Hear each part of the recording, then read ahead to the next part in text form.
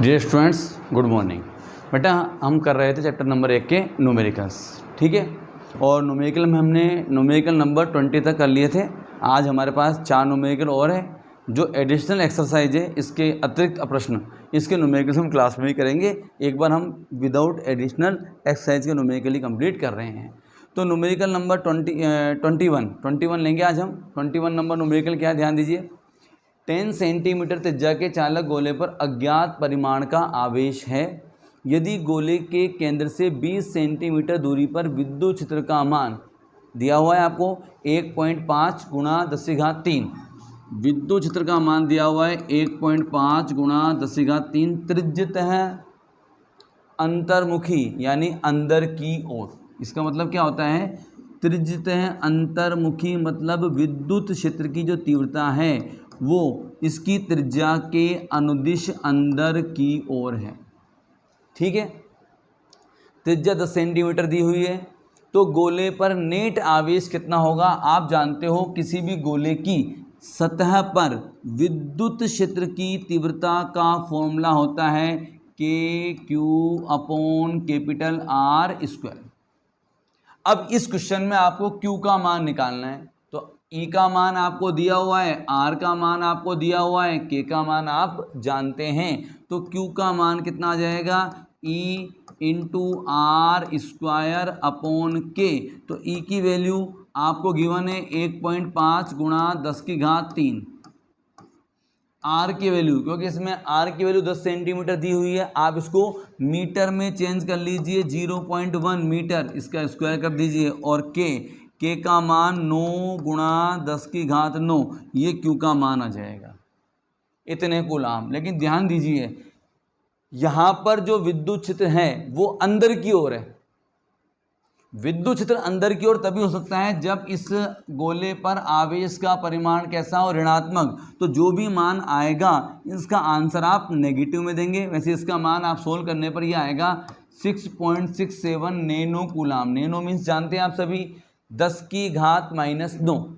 लेकिन ये मान कैसा आएगा, नेगेटिव आएगा। नेगेटिव क्यों आएगा, नेगेटिव आने का कारण क्या होगा कि यहाँ विद्युत क्षेत्र जो है वह त्रिज्यतः अंदर की ओर है, इसलिए विद्युत क्षेत्र की तीव्रता अंदर की ओर तभी हो सकती है जब गोले पर क्या हो, ऋणात्मक आवेश हो, क्योंकि विद्युत बल रेखाएं ऋणात्मक आवेश में प्रवेश करती है। तो हमारा आंसर क्या होगा, Q = -6.67 nano coulomb.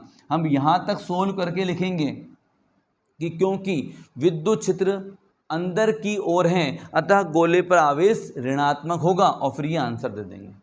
Okay dear students, इसके बाद आता है क्वेश्चन नंबर 22 1.22।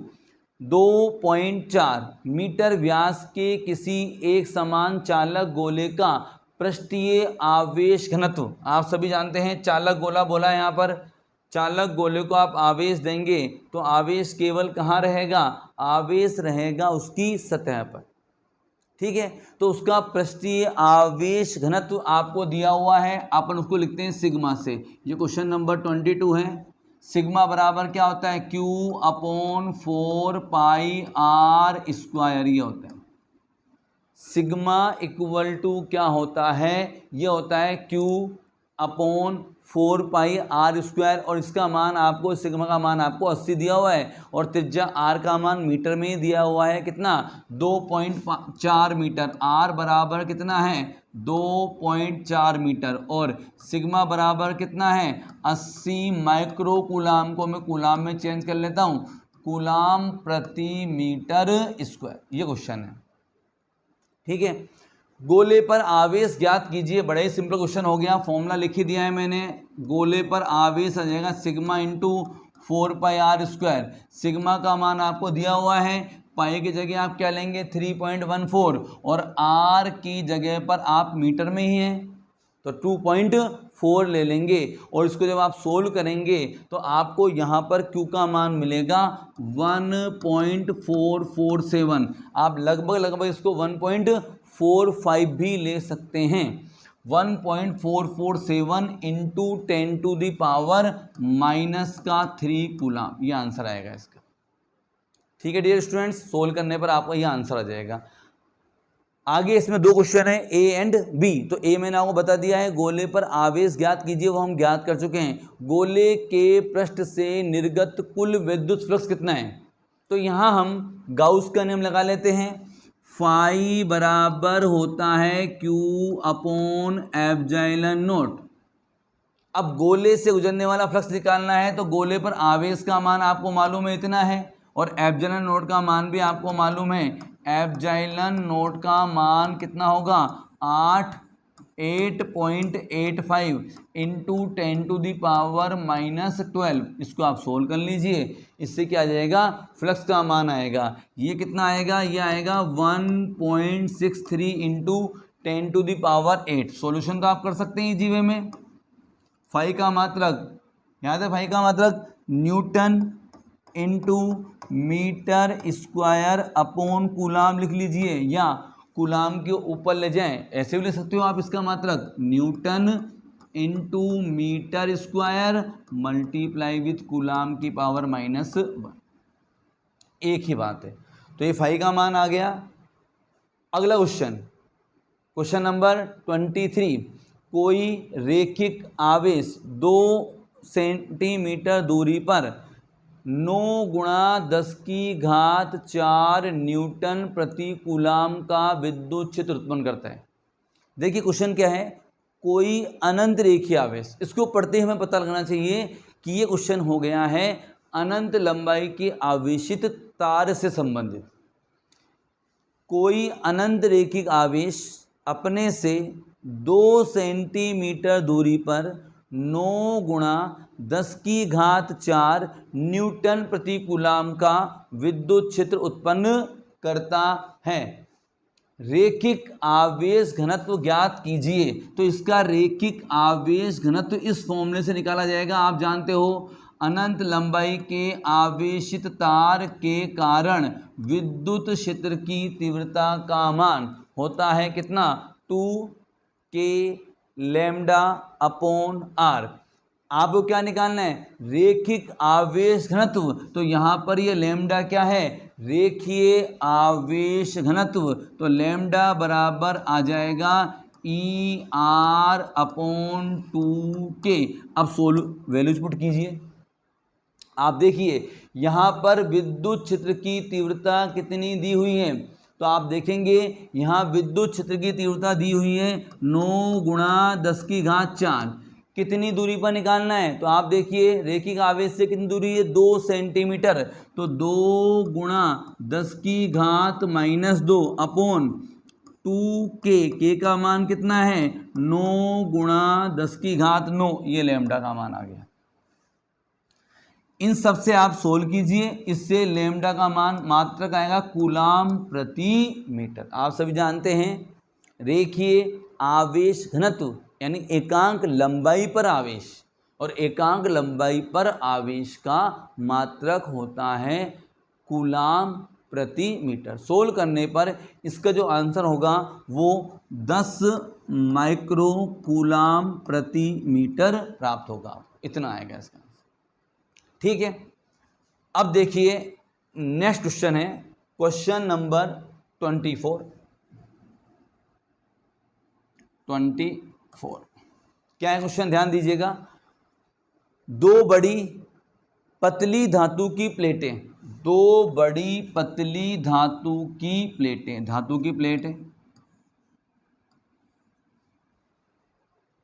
एक दूसरे के समांतर एवं निकट हैं इनके भीतरी फलकों पर। अब ध्यान दीजिएगा, क्वेश्चन में क्या दे दिया है, इस वाली प्लेट के भी भीतरी फलक पर आवेश है, इस वाली प्लेट के भी भीतरी फलक पर आवेश है। हमें ये मानना है कि बाहरी फलक पर कोई आवेश नहीं है, यानी इस प्लेट की एक सतह पर ही आवेश है, यानी ये बनेगी आवेश की एक सतह बन जाएगी यहाँ पर। और आपको पता होगा हमने जो डेरिवेशन किया था या लास्ट गाउस के नियम के अनुप्रयोग का, अचालक पट्टिका के कारण विद्युत क्षेत्र की तीव्रता की गणना, मैंने उसमें बताया था आपको कि पट्टिका अचालक है लेकिन उसकी मोटाई नगण्य थी, मोटाई नगण्य थी, तभी हम उस पट्टिका को आवेश देंगे तो आवेश कहाँ रहेगा, उसके क्षेत्रफल पर, उसका आयतन नहीं होगा क्योंकि उसकी मोटाई नगण्य थी। तो उसके लिए हमारे आया था सिग्मा कूलाम प्रति मीटर स्क्वायर, ये आवेश घनत्व का मान आया था। तो इस प्लेट के कारण हम पढ़ चुके हैं कि विद्युत क्षेत्र की तीव्रता होती है सिग्मा अपॉन 2 एप्सिलॉन नॉट। किसी भी आवेशित पट्टिका के कारण, अब ये अचालक थी, ध्यान देना, अचानक थी, आवेश की एक परत थी यहाँ पर, यहाँ आप ये देखिए आवेश की यहाँ एक परत थी और यहाँ पट्टिका तो चालक दी हुई है लेकिन अंदर की सतह पर आवेश बताया हुआ है, बाहर के सतह पर कोई आवेश नहीं बताया हुआ है। तो हम इसको आवेश की सिंगल परत लेंगे, तो इसके कारण भी विद्युत क्षेत्र की तीव्रता का मान कितना लेंगे, यही लेंगे, कितना, सिग्मा अपॉन 2 एप्सिलॉन नॉट। पृष्ठीय आवेश घनत्वों के चिन्ह विपरीत हैं, यानी एक का आवेश घनत्व अगर प्लस सिग्मा है तो दूसरे का आवेश घनत्व कितना है। यदि एक का आवेश घनत्व प्लस सिग्मा है तो दूसरे का माइनस सिग्मा है, और सिग्मा का मान आपको क्वेश्चन में दिया हुआ है 17 इंटू 10⁻⁻²2, 17 गुणा 10⁻⁻2 कूलाम प्रति मीटर स्क्वायर। तो हमें विद्युत क्षेत्र की तीव्रता ज्ञात करनी है दूसरी प्लेट के बाह्य क्षेत्र में, पहली प्लेट के बाह्य क्षेत्र में और प्लेटों के बीच में। ये मान लीजिए फर्स्ट स्थिति मान लेता हूँ मैं, ये सेकेंड स्थिति और ये थर्ड स्थिति।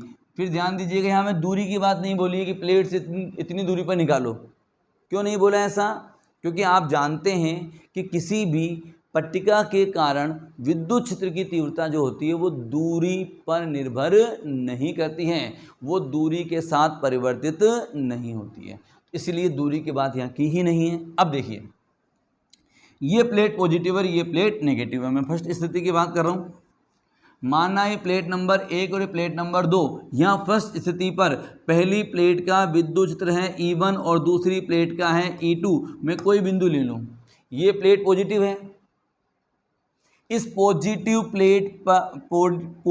प्लेट के कारण इस बिंदु पर फर्स्ट वाली स्थिति में विद्युत क्षेत्र की तीव्रता होगी पॉजिटिव प्लेट के कारण धन से दूर, और ये नेगेटिव प्लेट है नेगेटिव प्लेट की ओर। अब इसका आवेश घनत्व सिग्मा है तो E1 का मान कितना आएगा, सिग्मा अपॉन 2 एप्सिलॉन नॉट, और E2 का मान भी कितना आएगा, सिग्मा अपॉन 2 एप्सिलॉन नॉट। मतलब E1 और E2 दोनों का ही मान जो होगा वो इसी फॉर्मूले से निकाला जाएगा। आप देख सकते हो इस बिंदु की पहली प्लेट से दूरी कम है और दूसरी प्लेट से दूरी ज़्यादा है, परंतु प्लेट के कारण विद्युत क्षेत्र की जो तीव्रता होती है वो दूरी के साथ परिवर्तित नहीं होती है, इसीलिए विद्युत क्षेत्र की तीव्रता जो होगी वो परिवर्तित नहीं होगी। पहली प्लेट के कारण इस बिंदु पर जितना विद्युत क्षेत्र होगा उतना ही दूसरी प्लेट के कारण होगा। अब एक प्लेट पॉजिटिव और एक नेगेटिव है, तो एक धन से दूर ऋण की ओर, दोनों विपरीत दिशा में हैं, ये दोनों विद्युत क्षेत्र एक दूसरे को निरस्त कर देंगे। तो फर्स्ट वाली स्थिति में विद्युत क्षेत्र की तीव्रता कितनी आएगी, 0। यही कंडीशन थर्ड में आएगी, देख लीजिए आप, ये ऋण की ओर, ये हो गया E2, ये धन से दूर, यह हो गया E1। तो यहाँ पर भी दोनों विद्युत क्षेत्र परिमाण में समान और दिशा में विपरीत होने के कारण एक दूसरे को निरस्त कर देंगे। अर्थात फर्स्ट वाली स्थिति में और थर्ड वाली स्थिति में विद्युत क्षेत्र की तीव्रता परिणामी विद्युत क्षेत्र का मान E3 कितना आएगा, 0 आएगा। अब सेकेंड वाली स्थिति में आते हैं। सेकेंड वाली स्थिति पर आप आते हो तो ध्यान दीजिए, सेकेंड वाली स्थिति में ये धनात्मक प्लेट धन से दूर, ये ऋणात्मक प्लेट देखिए माइनस सिग्मा है ऋण की ओर, अर्थात दोनों ही प्लेटों का विद्युत क्षेत्र समान दिशा में होगा। अतः इस बिंदु पर विद्युत क्षेत्र की जो तीव्रता है वो दोनों विद्युत क्षेत्रों के योग के बराबर होगी। पहले के कारण भी कितना होगा, सिग्मा अपॉन 2 एप्सिलॉन नॉट, दूसरे के कारण भी कितना होगा, सिग्मा अपॉन 2 एप्सिलॉन नॉट।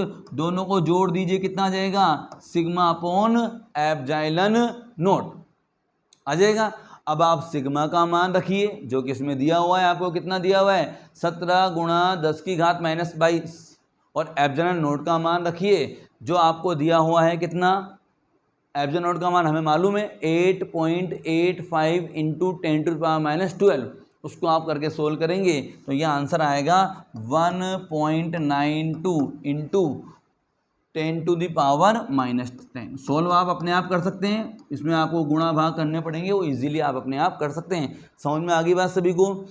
अगर यही क्वेश्चन ऐसा आया था कि दोनों प्लेटें पॉजिटिव हैं, ध्यान दीजिए मैं थोड़ा एक्स्ट्रा बात बता रहा हूँ यहाँ पर आपको, दोनों ही प्लेटें पॉजिटिव हैं तो अब क्या होता, बीच में इसमें धन से दूर, इसका धन से दूर, यहाँ बीच में जीरो आता, लेकिन यहाँ धन से दूर और धन से दूर यहाँ, और यहाँ पर जीरो नहीं होता अगर दोनों प्लेटों पर समान प्रकृति का आवेश होता। लेकिन जब दोनों प्लेटों पर विपरीत प्रकृति का आवेश और आवेश घनत्व समान है तब बीच में जीरो नहीं होगा और दोनों तरफ जीरो होगा। ओके डियर स्टूडेंट्स, अब हमने चैप्टर नंबर 1 के जो न्यूमेरिकल्स हैं वो हमने कंप्लीट कर लिए हैं। इनको आप अपनी नोटबुक में कर लीजिए। नोट्स हमने कंप्लीट कर लिए हैं, उनको नोट्स को भी आप कंप्लीट कीजिए। चैप्टर नंबर 1 हमारा अब कंप्लीट हो चुका है। कल से हम चैप्टर नंबर 2 विद्युत विभव एवं विद्युत विभवांतर ये स्टार्ट करेंगे, एवं विद्युत धारिता, इसका नाम यही है, विद्युत विभव, विद्युत विभवांतर, स्थिर विद्युत विभव तथा धारिता, ये हम स्टार्ट करेंगे। Okay dear students, thank you.